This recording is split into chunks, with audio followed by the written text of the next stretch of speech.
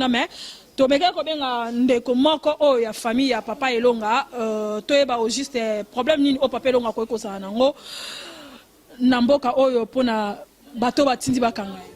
Je crois, merci. Ce qui problème Elonga ko kozana nango na mboko est un problème spirituel na diable.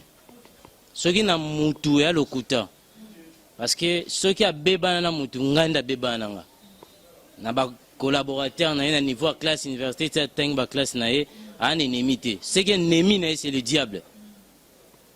Ozande kwa papa Elonga. So moni ngai. Oui.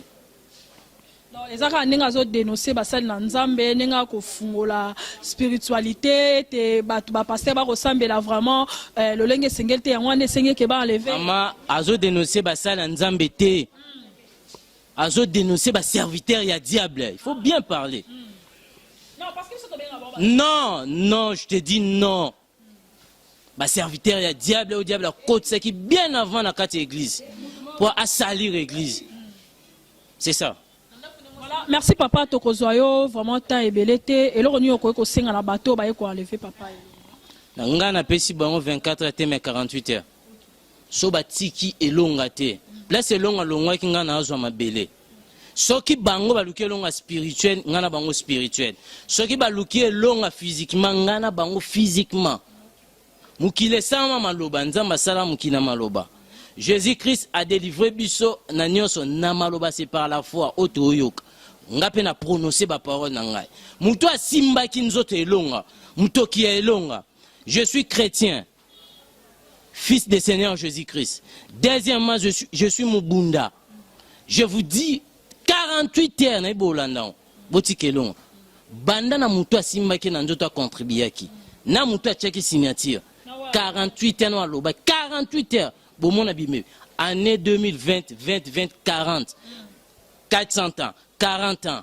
Obana ya Israël basé qui na désert 400 ans babimaki. C'est l'année Congo soit délivrance.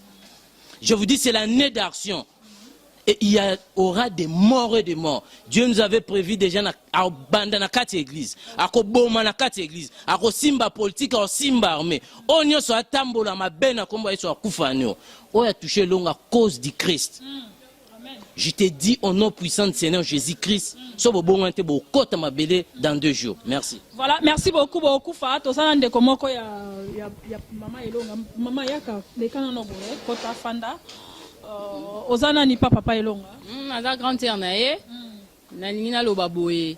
Israël babundisa rangote. Biso de la famille chrétienne, Elonga botami na famille chrétienne, azala karankinete.